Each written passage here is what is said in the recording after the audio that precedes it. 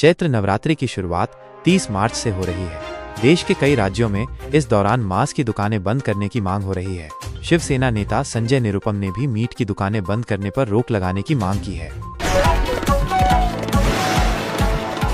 उत्तर प्रदेश सरकार ने धार्मिक स्थलों के 500 मीटर के दायरे में मांस की बिक्री और बूचड़खानों पर पूरी तरह से प्रतिबंध लगा दिया है। यह फैसला धार्मिक सौहार्द बनाए रखने और स्वच्छता को बढ़ावा देने के लिए लिया गया है। मुख्य बातें: धार्मिक स्थलों के 500 मीटर के दायरे में मांस की दुकानें और बूचड़खाने बंद रहेंगे। अवैध बूचड़खानों पर सख्त कार्रवाई की जाएगी। यह आदेश यूपी नगर निगम अधिनियम 1959 और खाद्य सुरक्षा अधिनियम 2006 एवं 2011 के तहत जारी किया गया है। उल्लंघन करने वालों के खिलाफ कड़ी दंडात्मक कार्रवाई की जाएगी। मांस की बिक्री पर निगरानी रखने के लिए जिला स्तरीय समितियां गठित की गई हैं।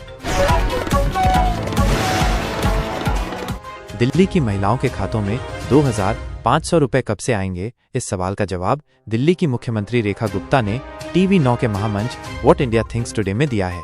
उन्होंने कहा कि उनकी सरकार महिलाओं को 2,500 रुपए देने के वादे को पूरा करने के लिए प्रतिबद्ध है और इसके लिए महिला समृद्धि योजना शुरू की जाएगी।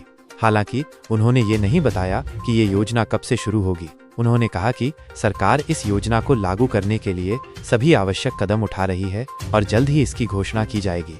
इसके साथ ही उन्होंने पूर्व की आम आदमी पार्टी सरकार पर भी हमला बोला। उन्होंने कहा कि आम आदमी पार्टी सरकार ने महिलाओं के लिए कुछ नहीं किया और उनकी सरकार महिलाओं के लिए काम करेगी। यहाँ कुछ अतिरिक्त जानकारी दी गई है। दिल्ली सरकार की ये योजना दिल्ली की लाखों महिलाओं के लिए है, इसलिए इसकी प्रक्रिया थोड़ी लंबी हो सकती है। इसके दिशा निर्देश तय करने के लिए 6 महीनों से लेकर 1 साल तक का वक्त लग सकता है। दिल्ली मंत्रिमंडल ने इस योजना के क्रियान्वयन के लिए 5,100 करोड़ रुपए के आवंटन को मंजूरी दे दी है। ये योजना उन महिलाओं के लिए है जो गरीबी रेखा से नीचे BPL या EWS कैटेगरी में आती हैं। प्रधानमंत्री नरेंद्र मोदी 11 साल के अपने कार्यकाल में पहली बार रविवार 30 मार्च को महाराष्ट्र के नागपुर में राष्ट्रीय स्वयंसेवक संघ RSS के मुख्यालय जाएंगे। खबरों के अनुसार प्रधानमंत्री मोदी नागपुर में राष्ट्रीय स्वयंसेवक संघ के संस्थापक डॉक्टर KB हेडगेवार के स्मारक पर जाएंगे। उनका दीक्षा भूमि में डॉक्टर भीमराव अंबेडकर को श्रद्धांजलि देने का भी कार्यक्रम है।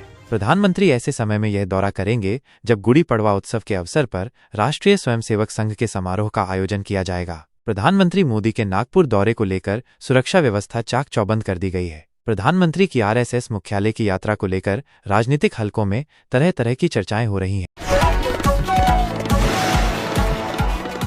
समाजवादी पार्टी के प्रदेश सचिव बनने पर संजय मिश्र का स्वागत हुआ और उन्होंने प्रदेश सरकार पर निशाना साधा। संजय मिश्र के समर्थकों ने उनका जोरदार स्वागत किया और उन्हें फूल मालाओं से लाद दिया। संजय मिश्र ने अपने संबोधन में कहा कि प्रदेश सरकार हर मोर्चे पर विफल रही है। उन्होंने कहा कि प्रदेश में कानून व्यवस्था ध्वस्त हो गई है और महिलाओं के खिलाफ अपराध बढ़ रहे हैं। उन्होंने ये भी कहा कि सरकार महंगाई पर लगाम लगाने में नाकाम रही है और युवाओं को रोजगार नहीं मिल रहा है।